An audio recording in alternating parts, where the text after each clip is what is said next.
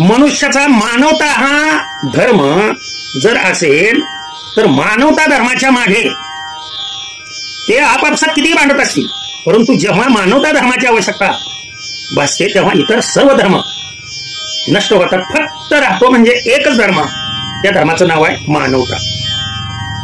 कितीही मोठा असू द्या वेगवेगळी, पण जेव्हा एखादं कार्य करायचं आहे, देशावरती संकट आहे, त्यावेळेला हेही याच हाताचं बोट आहे, हेही याच हाताचं आहे, ही वेगवेगळी बोटं एकाच हाताची आहेत. ही सगळी बोटं एकत्रित करून आपण एखादं काम करतो.